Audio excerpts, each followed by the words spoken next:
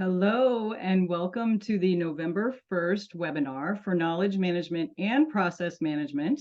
We're really happy to see you all here, and I think we still even have some people joining. Please be sure to look for a copy of this webinar immediately after you attend today, but you can also find it in our resource library. And we actually do summary write-ups of these sessions now. In a few weeks, you'll see a really nice summary of the entire conversation, including the questions and the chat conversations and all of that. So really cool new feature that we have. Secondly, I want to also let you know that we're going to be doing something a little bit new with our webinar today. We're going to end the webinar at the top of the hour like normal, but a couple of us from APQC will stay on the line for 10 to 15 minutes and answer any additional questions that someone might have or things that maybe you didn't get to talk about during the webinar. We'd love to stay on and chat with you additional time if you would like to. So to get started for today, we have three of us from APQC that are going to be helping to facilitate this conversation. So stay tuned for Cindy Hubert, who is our Executive Director of Client Solutions, always a fan favorite. Thank you for joining us, Cindy. Myself, who's the Principal Research Lead for Knowledge Management here at APQC, and my partner in crime, Maddie Lundquist, who is our Research Lead for Process and Performance Management. And we also have a few other APQCers on the line today as well who might jump in, chime in, because they're a part of our conference experience as well. So with that said, let's jump into our program. We're going to spend a little bit of time on refreshing everyone on the call today. If you were able to attend our annual conference in April, we're going to do a little refresher of what were the themes and really what were those hot topics that came out of that conference. If you didn't get to attend our conference, you're going to get some insights into it now. So hopefully it's really valuable for you. And we're going to just really take a look at some of our current research that also reiterates why those topics are so important to both of our disciplines of process and knowledge right now. We're going to then jump into a little discussion with a couple of our members.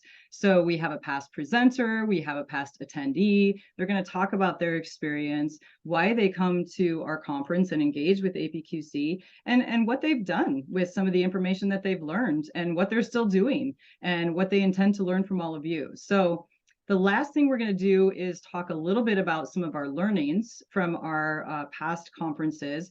And we're going to share a little bit, I'll say under the covers of the conference, we're going to share a little bit of the feedback that we get from members about our conference.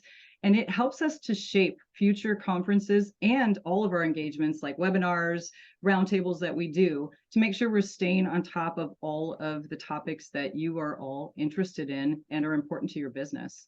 And then you'll get a little sneak peek at what's coming in 2024 for our annual conference. So we hope you can be a part of that if you're not already planning to. So with that, I am going to pass it off to Miss Cindy Hubert, and she's going to give us a little bit of recap of the 2023 conference.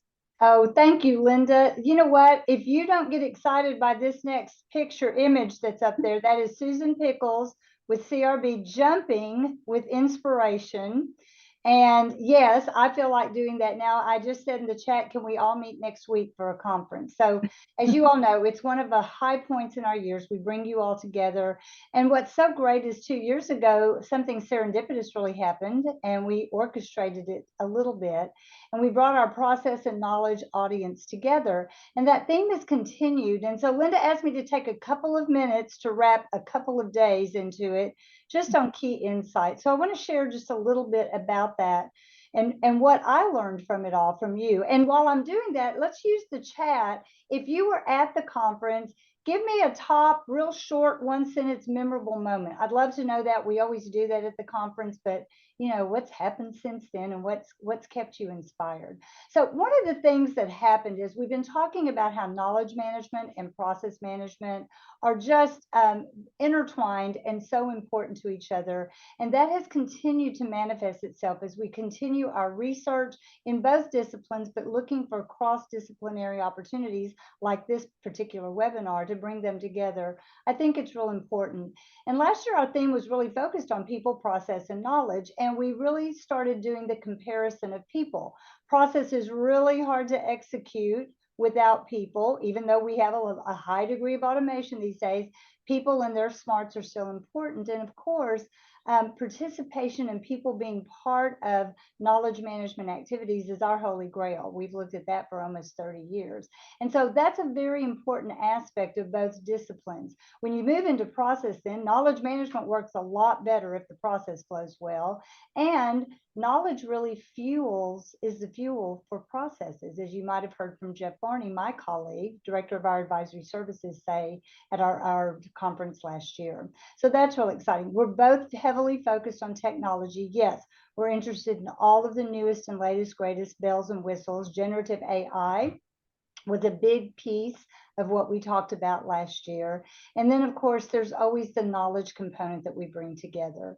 So I think those synergies, those people, process, knowledge, technology, all coming together are really a handful. And it really begins to beg how our disciplines come together. So Lynda, I'll let you advance to the next one. She's way overqualified to be doing this event. Do you want to comment on any of the chats? We had a few people put some. Yeah, please pull them up. I hadn't looked at them. Go ahead. Yeah, Susan, of course, said dancing was, her highlight. Oh, she is, yes. But we have sessions where clients talked about technology, the technology they used, like enterprise search tools, things like that. Small group sessions, getting to hear from practitioners, listening and learning from different organizations, just some of the strategies that they can also implement at their own companies as well. So hearing those best practices. So absolutely. Yeah. And that, I think, just carries over, and trying to, again, have our, connecting with each other, not just at those big meetings, but throughout the year. And these are really important events to bring us back together. So Lynda, we have a poll. We would like to know from this group who was around. Was last year your first time to join us? Have you been attended within the last 5 years? Has it been longer than 5 years? We've got to figure out a way to get you here if it has. When budgets allow, boy, do we understand that. In fact, we have Nancy Troxel, our conference manager, has a whole business case for attending our conference template that you can use to make your case. Or you haven't had the opportunity yet. Please let us know where you might sit in our audience today. And we welcome all of you. It's always so exciting to keep this conversation going. Let's see, can we look at the poll? See who we have on. Lynda, look at that. We got a big group out there. We got to convince to come join us. That's right. Absolutely. Thank you, guys. Oh, good. So thank you all. At least 15% of you know then that there's always a lift that you get. And there were a lot of inspiring things. I think for me, as you start looking and moving forward to say, what are the connections? There's always the high point. In fact, we even put together on our next slide, we even, we have, and Lynda, I'll let you advance that. Yeah, we started the conversation. I'm sorry, I went one too far for you. There you go. That's okay. So hot topics are always important. And these are the things you see bolded that come out, and really start looking at what do we have in common. And there's interesting for me, there was one word that I didn't see on here. If you all see it, let me know. And that word is connection. And I'm saying that because I'm already doing a spoiler alert, because that's one of our themes for this coming conference is connections. And that's what's so important, because it brings us together and helps us start seeing how many similarities we have in both disciplines, both KM and PPM, and how we start working together to break down some of the barriers. At our very first time to bring these audiences together, I want to just share with you a very cluttered slide, but we started looking at themes of what were our barriers. And I'm happy to tell you that as we have gone through the last couple of years of really focusing on the intersections and how we work together, a lot of these barriers are coming down. There's one that just glares out there in organizational structure. People are saying, well, we're not housed together. We're not reporting up to the same leader. And you know what we're finding out? That's okay. There's a lot of synergies. And by focusing on the customer, your internal customer, your external customer, and working together to make it a great experience has really brought these two disciplines together. What you find when that happens is that a lot of the barriers then start ebbing away. Leaders start seeing how they work together. and giving opportunities and budgets to bring them together, as well as the resources. And one of the things we saw last year were the similarities in skills that both disciplines use, all the way from thinking about data to design thinking, change management is high, problem solving. Those are all light things that we really like to do. And I know Lynda's going to pick up a little bit of that as we go through the rest of the presentation. So again, just to let you know, I think one of the things I'd like to just my opening remarks with is Lynda actually spoke last year with one of our keynotes, Dr. Shimmy Kang, and our own Dr. Carla Odell. And they talked a lot about what is really driving and how do you take the chaos and disruption that goes on in our organization and really use our disciplines to help get over all of that and through it, all the way through disruptions into transformative times. And Lynda really talked about the whole process and the way we work around here being behavioral and culture driven, and then the connection that's feeling and how you feel. Carla ended with the second AI that makes the first artificial intelligence works, which is appreciative inquiry, to really begin to understanding how teams and people connect to each other, how they work together. And we hope to bring that forward as we continue our conversation as we get into next May on our conference. So Lynda, thanks for letting me opening this up with you. Yeah, this is great. And we wanted to provide you all with a little bit of a recap. And now I'm going to jump in, and Maddie and I are going to talk very briefly, but we're going to show you some of the research that we have that supports the reason why we talk about these things. And when we get together, this helps to drive us in the right direction. And I just wanted to, one of the other things that's interesting is the demographics of our conference itself and how this begins to change over time, and what does that mean to our conference in the future, and what does it mean to the areas of research and the things that we focus on in both KM and process. And if you look at this, the generations in my career time frame, I'm seeing these generational shifts happen quite heavily now, right?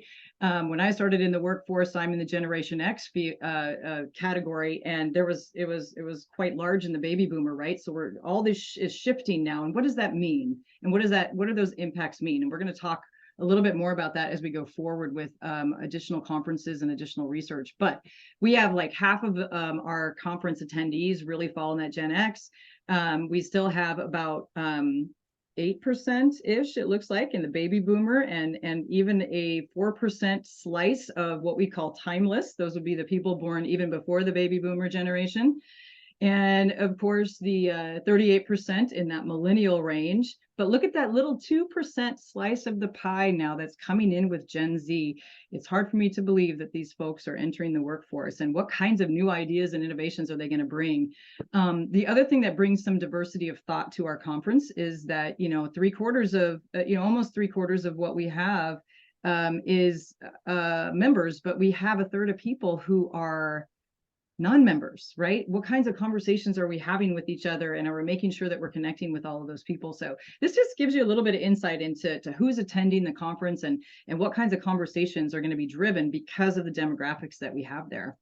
The other thing I wanted to talk about a little bit was, we talked about the conference themes and some of those hot topics that came out of the conference, but leading into the conference, we were also looking at what are those priorities that KM teams were telling us from a research perspective. And then we try to drive those same conversations into the conference and then learn new things and continue to drive those conversations. But a year ago, everyone was telling us, boosting KM participation and engagement were really the top of their priority, but always still focusing on prioritizing critical knowledge and how to identify and map and capture all of that. Also, a big percentage of people now, 1/4, saying that they really want to look at increasing the maturity of their KM program and their capabilities within the organization. And then, of course, that focus on enabling people to collaborate more effectively across teams and units, virtual environments, hybrid environments, all of that, and continuing to focus on improving search and discovery. Now, our 2024 priorities survey is coming out as we speak, and I'm really curious to see what this will look like for next year. So now I'm going to hand it off to Maddie, and she's going to talk a little bit about process and some skills too. Thanks. And you stole my thunder about the 2024 priorities. I was definitely going to mention on this slide. So as Lynda said, we are starting to learn what the 2024 priorities are going to be for both KM and PPM. And this slide right here talks about the 2023 priorities in the process space. And when I first look at this, I say, wow, people don't care about benchmarking. But the more conversations I've had with our members lately and just some different research we've done, I found that a lot of people are still working on that foundation of process. So getting their process management in place, they're documenting, they're socializing throughout the organization, and that benchmarking piece comes second. So while it may look like it's not as high of a priority in terms of need for organizations, it's just that they're not quite there yet.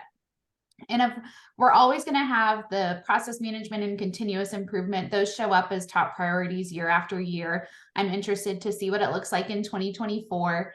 And I know we've had a question about AI, machine learning. What do you plan to do with that in the KM and PPM space? I responded there, but that's on both of our research agendas for 2024. So we are definitely going to tackle that in the near future. We'll have a survey and research on that. So look for more content there. Like I said, process management, continuous improvement being that foundation is really important, because if you do want to embark on AI or adding a new technology, if you don't have a strong foundation there, it's going to be really hard to be successful with implementing something new on top of a mess if it's not in order first. So if you want to go to the next slide, Lynda, this shows the KM and process skills side by side, and they are almost word for word exactly the same, with one in the middle, which I honestly don't think is that big of a difference. So change management, design thinking are at the top for both KM and process. That was one of my aha moments over the last year or so, is that change management across the board, everyone cares about it, or at least if they don't, they probably should. Whether you're in HR, finance, supply chain, process, knowledge, change management is important and critical for organizations, no matter where you're sitting. You're not only managing up, you're managing down, you're managing in your own department. There's so much to change management. So seeing it at the top makes total sense. Here, storytelling in KM, in my opinion, is just their way of saying data visualization.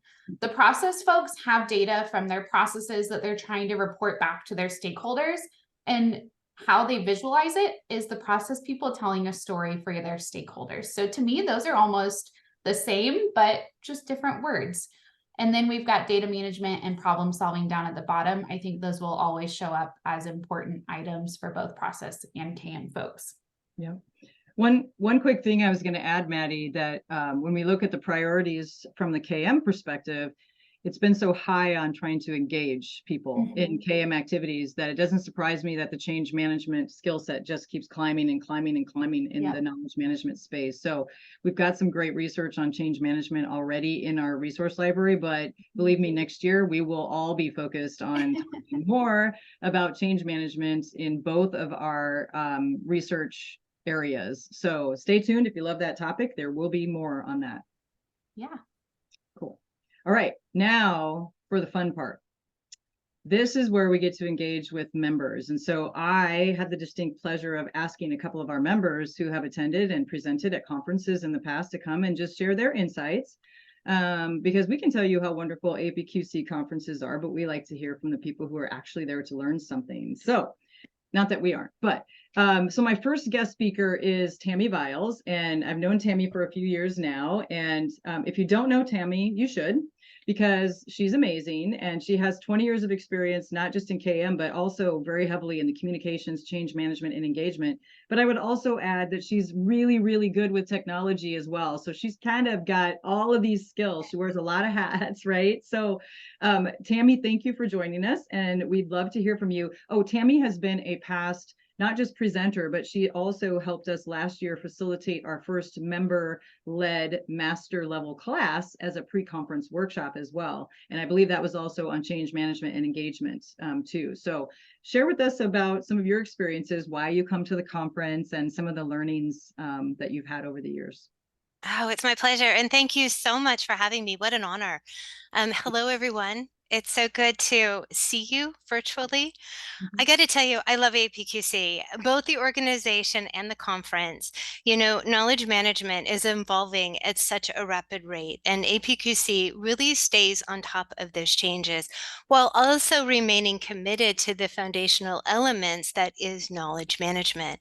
Now, speaking specifically about the conference, what I like best is that APQC really curates the experience and the content for attendees so that it's meaningful for everyone, regardless of where you are in your journey.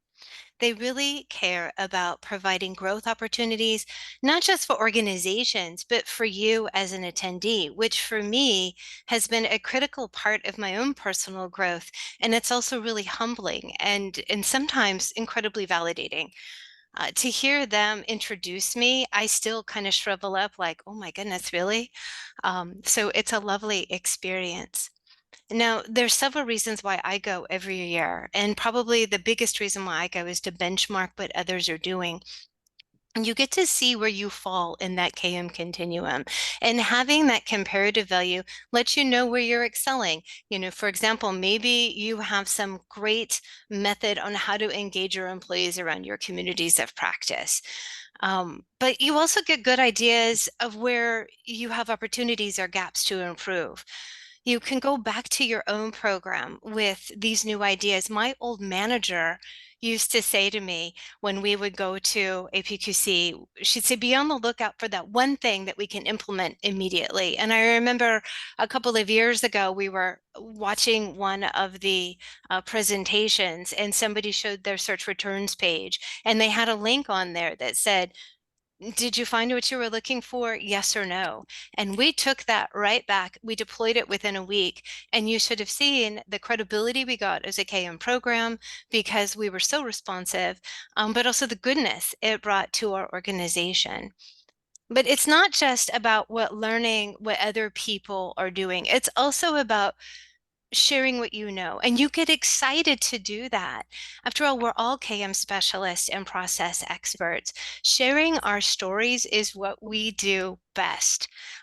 For example, I love change management, and I'm always at the ready to talk about something I've done recently that was a success, to provide examples for you. For example, this year, we deployed a whole new analytics program to measure our foundational applications to see who's using it and how we're improving. And analytics is so difficult, it's so hard to measure our programs. So I'm excited to go to the conference and share that with anyone who would listen. Also, you're inspired at what can be accomplished. Another reason why I go is that networking is built into the agenda. So you have plenty of time to share your stories and befriend other KM professionals. You know, the relationships that I've developed over the years with the individuals I've met at APQC are very meaningful to me. If I have a survey, if I want to test out something new, get insights about a new process or a technology, those people, the people I befriended at APQC, are the first ones I turn to. And they never hesitate to help. They're right there for me. In fact, we've created a community of knowledge sharing partners that we regularly meet with to exchange ideas and solve problems and talk about our programs. You know, and honestly, it's nice to be around people who get it. You know, no matter how many times I explain what I do to my family, they just don't understand. They don't get it. They can't repeat what I do to others as a profession. But the people you meet at APQC, they get it. They will understand you. They will support you. There is empathy and there's pride. You also get to associate with APQC staff, you know, and hopefully if you're a member, have access to their tremendous resources. You know, APQC has been a leader in KM for decades. These are the people who are defining what we do on a regular basis, and they are right there at the conference, and they're so approachable. I remember the first time I met Carla Odell, and last year she autographed a book for me that I'm so proud of. You know, and it's that accessibility and the we're all in this together spirit that is truly motivating. And you realize you're not alone in this journey. You're riding a wave and we're all going to succeed together. Something else that my former manager used to say, and truly I believe it and internalize it, is that external credibility leads to internal validation. So any type of external success, well, it's part of our internal success story. We tell our employees and our leadership about APQC and the conference, and we attribute processes that we learn there. We talk about when we present there, and we leverage that clout when we're talking to our leadership, so that we can gain an audience and get a seat at the table at our larger corporate initiatives. That's what we did when we just launched our technical expertise program just a couple of years ago. We leveraged APQC and what we learned there in order to get a head start. And finally, I'm just going to wrap by saying that everyone at APQC is rooting for your success, whether you're a presenter, if you're an attendee, if you're a KM professional, if you're in process management. It creates a common bond. And every year I leave with ideas and tools and inspiration and, frankly, determination to drive a knowledge sharing culture within my organization and to improve our KM program. Because don't you know, I want to have something to talk about next year when I go back to APQC. So, Lynda, that's my story. I hope it's helpful. And I'm here always for questions and to share knowledge.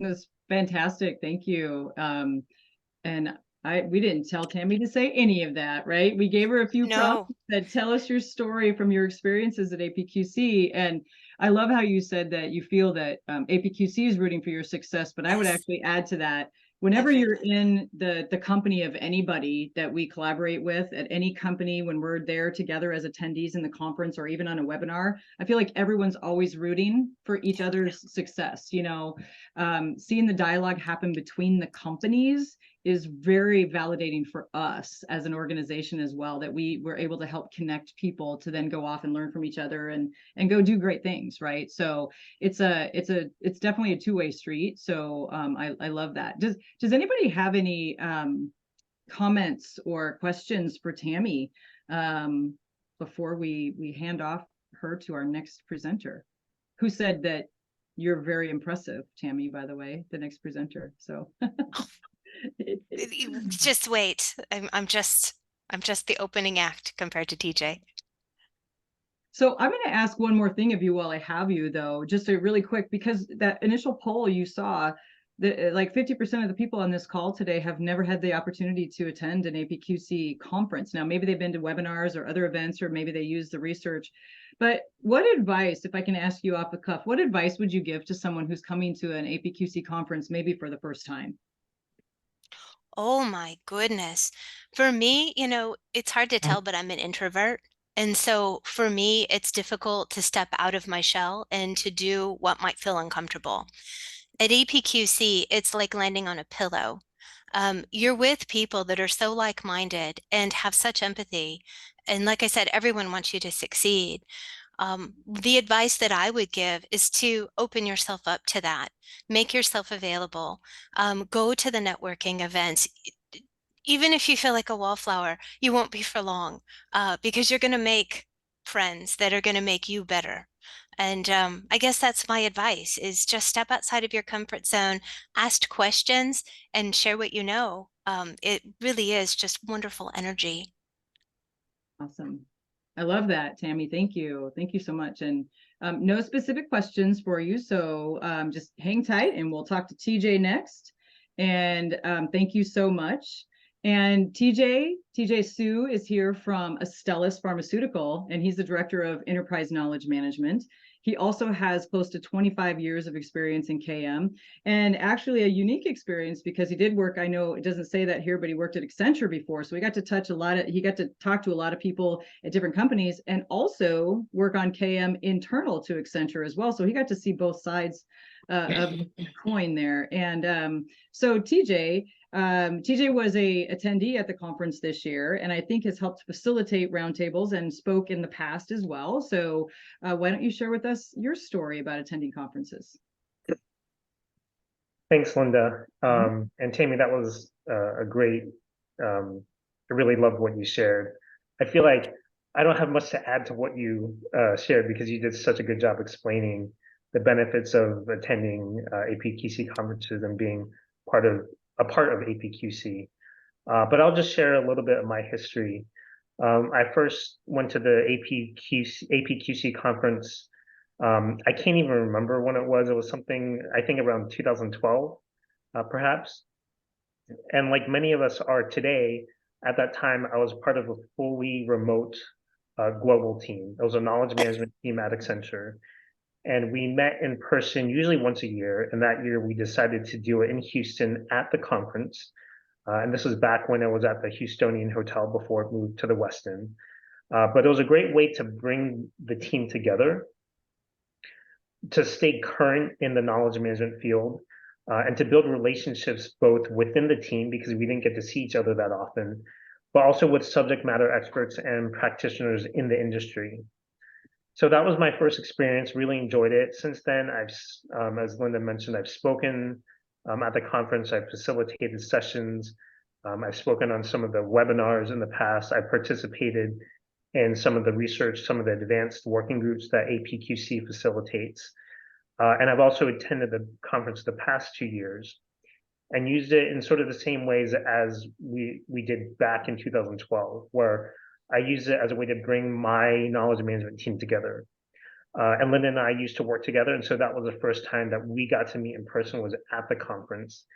And it's really just a great place to come to be around other people who kind of think about knowledge management and live and breathe it every day. It's a lot of fun. It's kind of a fun group. It's a fun conference. So I think knowledge management it's a niche field, right? It's a relatively smaller group and a network. And I think that APQC really does a good job of making it feel more like a family, right? You get to see colleagues, you get to meet new practitioners in the field. You meet people, you build relationships, you find new connections, and that's really the true value of the conference for me. I get to meet counterparts at other places who are doing interesting things, and after shaking their hand and meeting them in person, maybe having a drink during the networking hour, it's just that much easier to reach out afterwards to continue the conversation, to get insights when you're stuck with someone, to reach out to someone that you've met at the conference to get some help. So the networking is really great. And I think APQC just has a family feel to it in general. And that just sort of oozes out when you go to the conference. And it's so great to see, again, friends that I haven't seen in a while and to make new friends.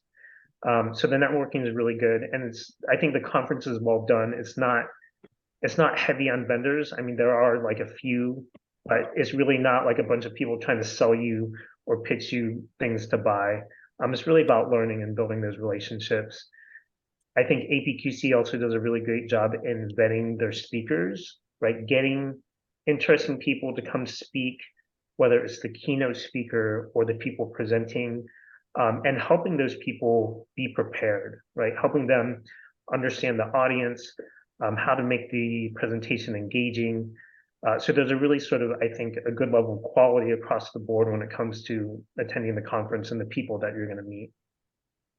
And that networking is so valuable in a lot of different ways, right? Whether as was my case, I was trying to find, sometimes I've gone to the conference trying to find good talent. And it's a great place to do that. Or maybe you're exploring the market and trying to see what's out there.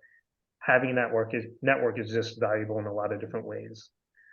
I think this past conference, they had a lot of really great insights from their productivity study, right? Where they did a lot of research around the amount of time people spend searching for information or recreating work, or searching for knowledge. And there have been studies in the past.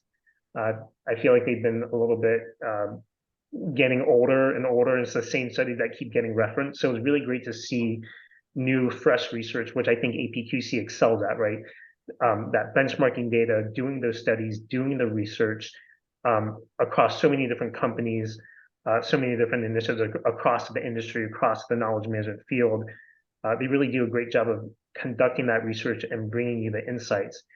And having access to those insights, but also getting to see Cindy and others present and talk through those at the conference.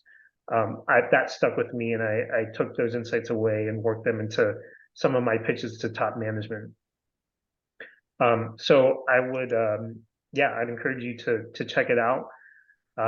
To Lynda's question about someone going for the first time, I would recommend just focusing. Sometimes you can, I think there's a list of attendees at the conference, and just kind of seeing who's there, what other companies might be in your industry, and being intentional about seeking those out and connecting to those people, and then following up with them afterwards. I think that's what I would recommend. Awesome. That was great. You guys both had some different angles that you took with your experiences. I appreciate all of those. Does anybody have any specific questions for TJ? We've got some Q&A going on that I know my colleagues are taking care of over here. Is there any of the Q&As that we need to touch on out loud, Cindy, at all? You're on mute, hon. Oh, I'm sorry, I'm on mute. I think a few of them have been very detailed, just talking about the visualization between knowledge management and process management. We have a lot of that in our resource library of how we think about those disciplines intersecting and working together. TJ and Tammy, I both think one of the things that you both highlighted is the ability to come in with kind of your mental model of here's where I am today, and beyond the connections, really planning out what you're looking for. I know you both, so I know you proactively think through those things, because that's what's important about the conference, guys. It's fun. We have a fabulous time. You've heard all of that, but I think you've got to be very intentional about where you are in your journey right now, whether it's knowledge management or process management, and come with a list of things that you're looking for so you can seek that out. That will get you out of that shell, as Tammy was talking about. I think great advice, great advice. And thank you, TJ and Tammy, both. Great testimonials and great advice for people who haven't attended the conference in the past, or maybe thinking about it, and what might that experience be. So appreciate it very much.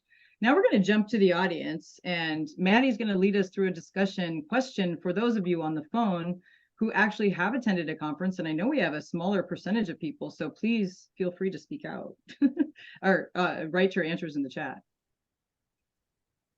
Lynda, and I would even encourage people, maybe it wasn't a webinar, but maybe maybe it wasn't a conference, but maybe you've attended a webinar or roundtable lately. You know, what's one of the key learnings that you've been able to act on within your organization? I know the KM and PPM groups have had some roundtables in the past few months, and the people that have been on the call have been so willing to share different measures they've been using and things like that. So I'm excited to hear. Absolutely. And I know while we wait to see if we get any responses here, I know this actually got all of us thinking too about what kinds of notes did we take at the conference, and what did we take away, and did we come back and do the things that we planned to do also after the fact.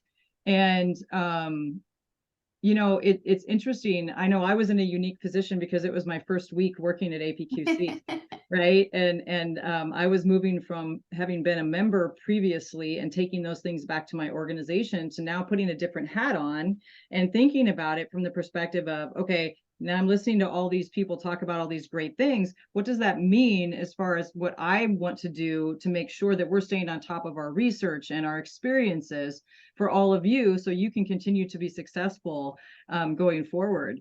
But I know a couple of the things that really stuck out for me. Obviously, a lot of the talk around the AI, right? Oh, we got to get on that. We got to find out, how does that impact knowledge management? How does it impact process? How does it impact us as humans, right? That's even a bigger question.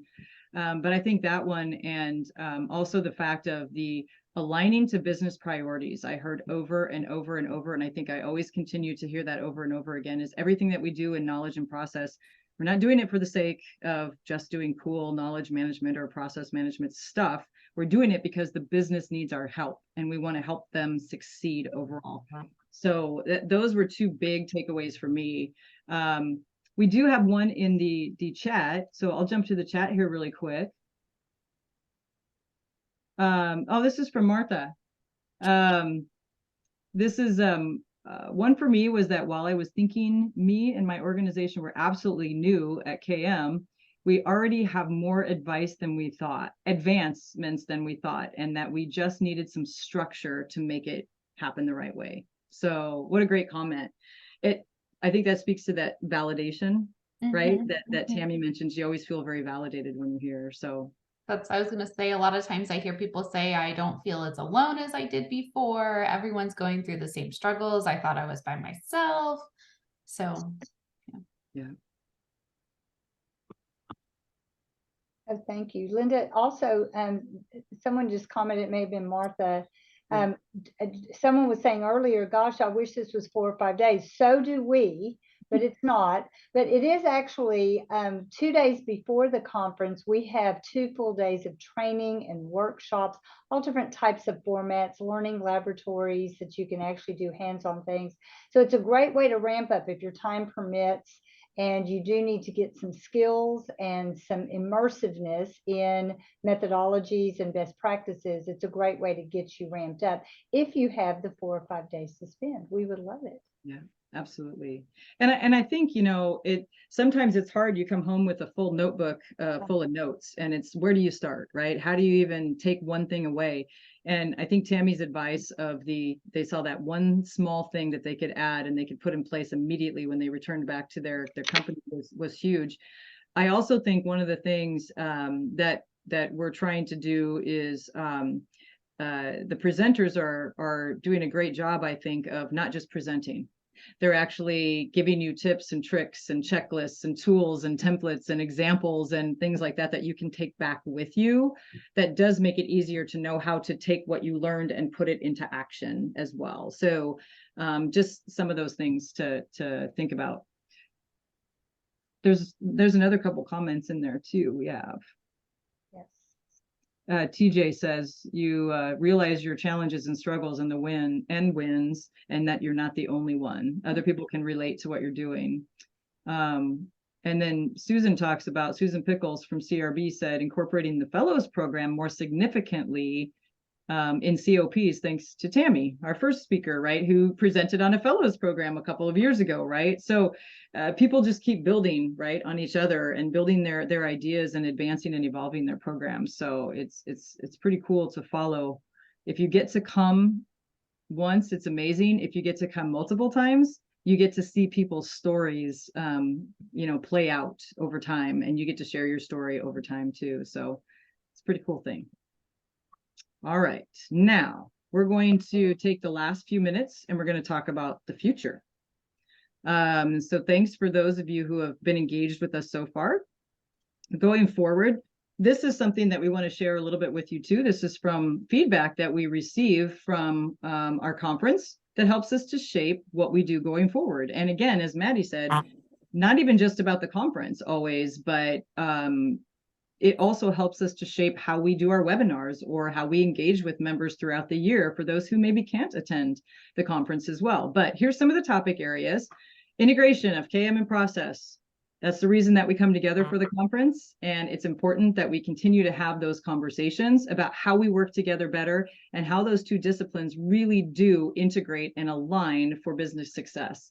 Also, understanding generations. One of the reasons we showed you that demographic was to help you see the kinds of generations that are working together in the workforce today, helping to understand what that means and how we can leverage the greatness, I'll say, of each generation, because we all have something amazing to offer. But how do we bring it together if one generation is kind of feeling a little bit different? And also, do we all fit in those buckets, right?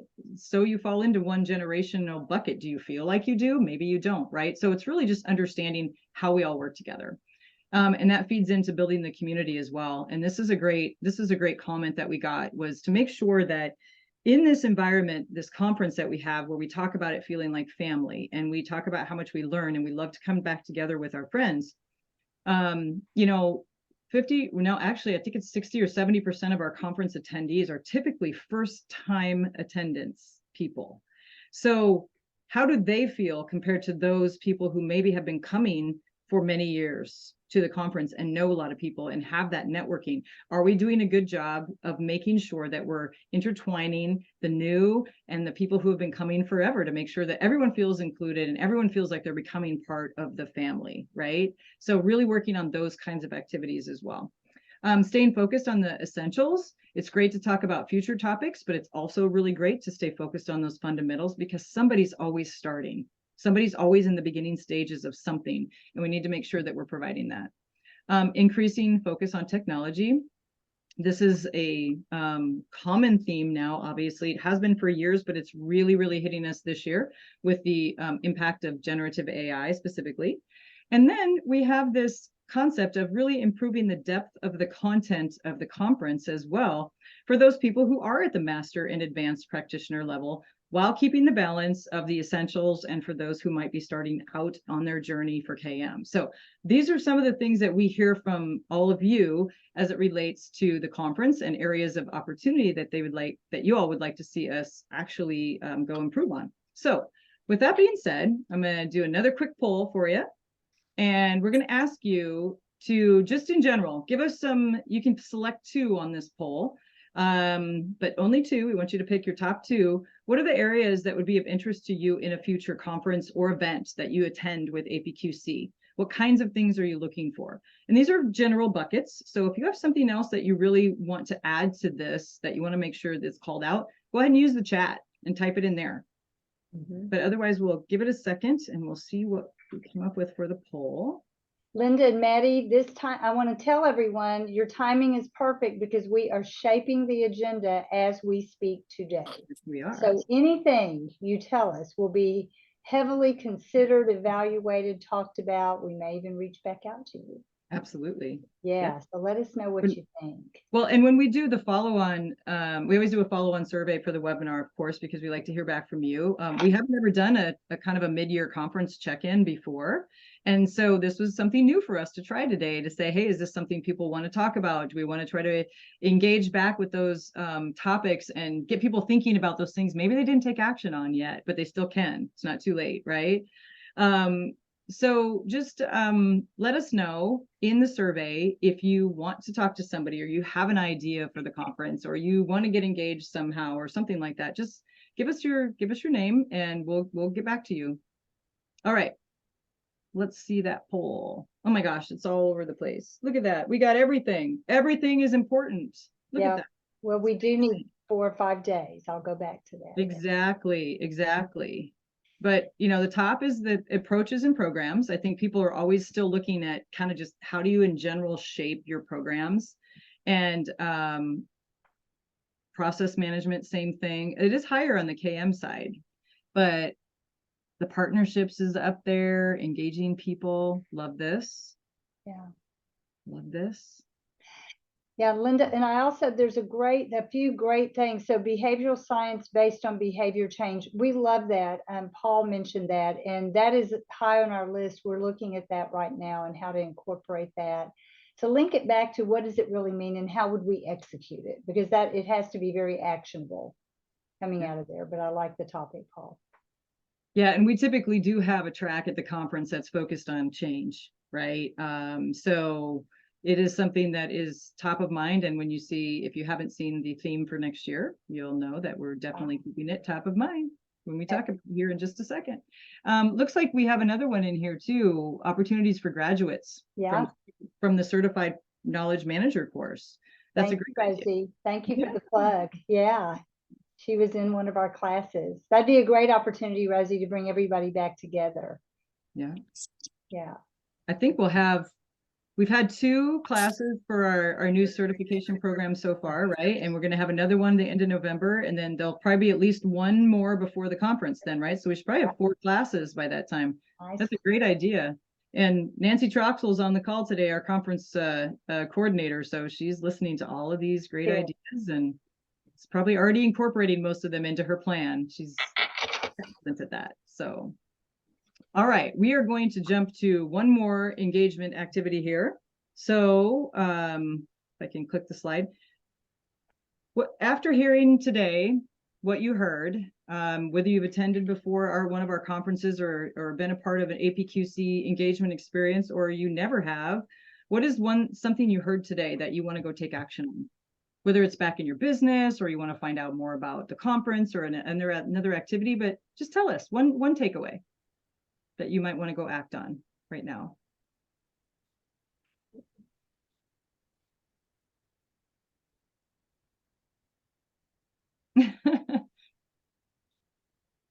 Yeah, you guys. This is the friendships that happen. Susan Pickles says, call TJ. Yes. Lisa Weber. There you go. Oh, and someone said, I'd like to explore setting up an internship for one of your KM graduates. Interesting. Pay my registration for the conference. Thanks, Lisa. That's good. Find out what the main components mentioned by companies as part of their knowledge management and what is the share of modeled processes. Yes. That's like nice. With the BPMN standard. I'm going to have to look that up, Claude. Just someone else was tutoring me on that. But I bet you Maddie and Jeff Varney know about it. Business case to attend in 2024. We had another question in the Q&A about making pieces of it hybrid or virtual, things like that. So that's not on our radar for this conference. I know we have done some virtual stuff in the past, like during the pandemic era, but always that kind of feedback is just great. And this might be the start of something new going forward. Who knows? Just us doing this webinar where we did a check-in mid-year, right? You know, how do we continue these conversations in a virtual format for those who maybe can't attend in person? I had someone ask me the other day, so when you all come into Europe to do a conference, you know, and so there's always need to take it somewhere else. Very good. Knowing the priorities and skills for both process and knowledge, for process and knowledge is interesting and useful for planning maturity building. Yeah, that's Good really comment. good. And we do focus on one of our tracks on skill building. So not only the pre-training, but then some breakouts or roundtable discussions to really focus on some skill sets. I love it. I love it.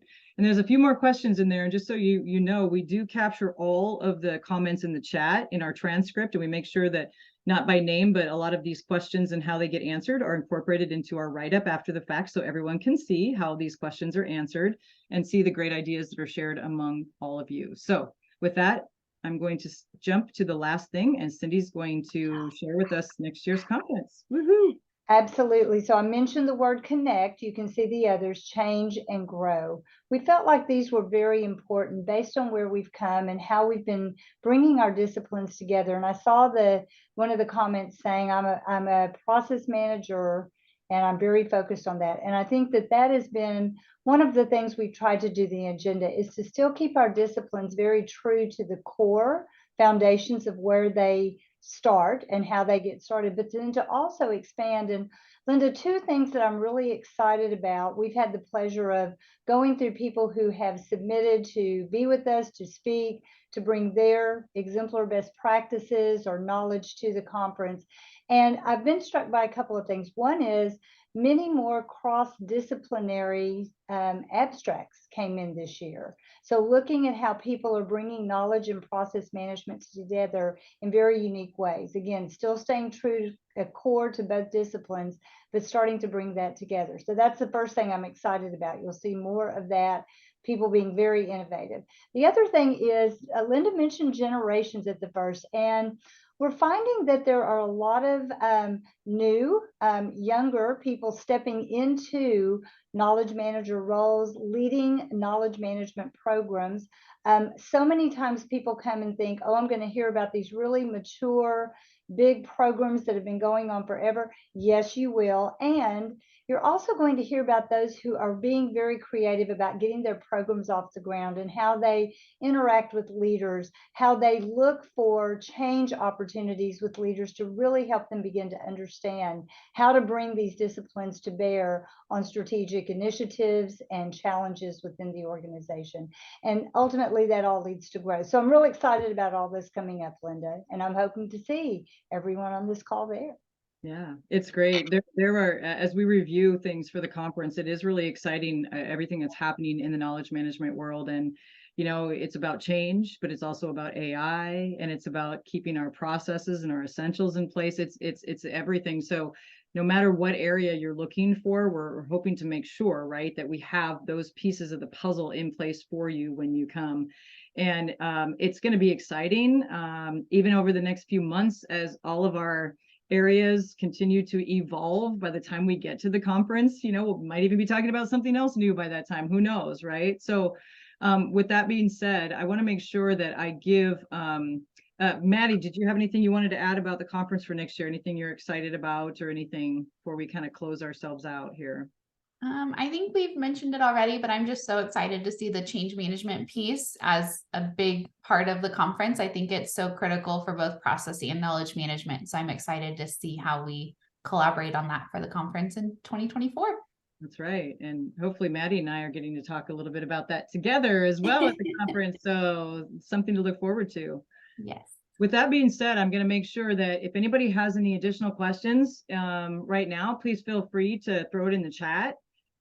If not, I'm going to jump to just a couple of upcoming things you might want to know about as you go forward.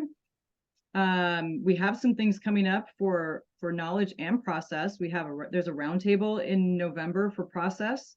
Our surveys, the 2024 surveys for both knowledge management and process, I think they go out today. Is that right? I think it was today is maybe the first launch, which is amazing.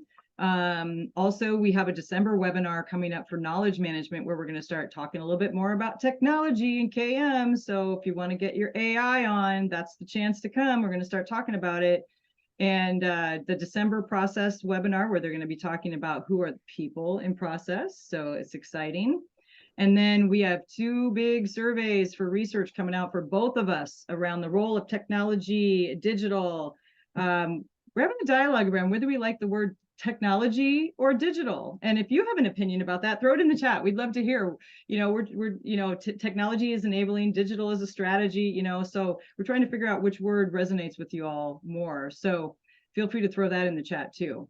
But with that being said, I think we'll go ahead and we will close out for today, and we're going to stop the recording. But as we mentioned earlier,